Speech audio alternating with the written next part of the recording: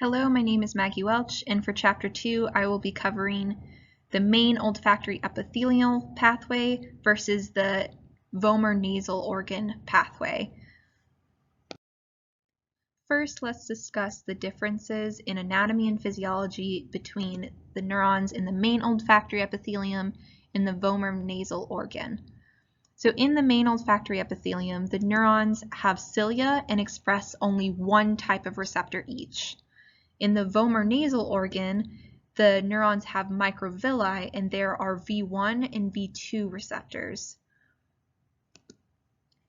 In the main olfactory epithelium, the neurons detect small volatile molecules, whereas in the vomer nasal organ, they detect larger molecules like pheromones.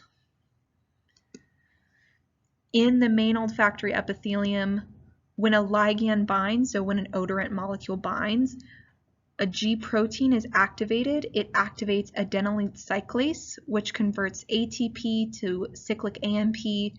Cyclic AMP opens CNG channels, which allow sodium and calcium influx. Calcium binds to and opens calcium channels, which causes calcium efflux and depolarization of the neuron. For the vomer nasal organ, we have the IP3 pathway.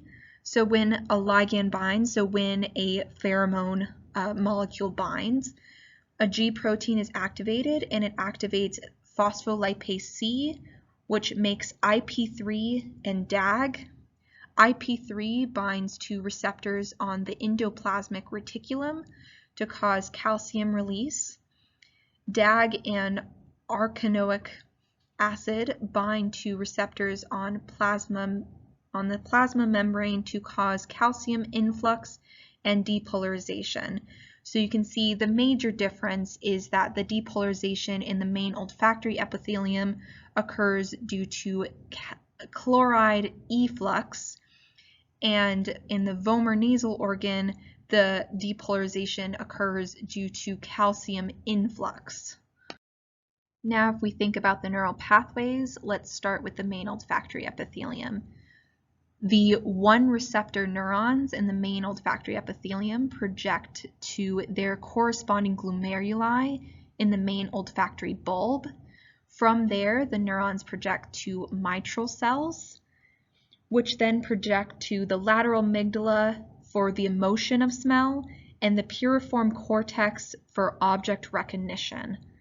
If we look at the vomer nasal organ neural pathway, we can see that in the vomer nasal organ, there is an apical zone which contains the V1 receptors and a basal zone which contains the V2 receptors. The apical zone, so all of the V1 receptors, project to the anterior zone of the accessory olfactory bulb. And then the V2 receptors in the basal zone project to the posterior zone in the accessory olfactory bulb.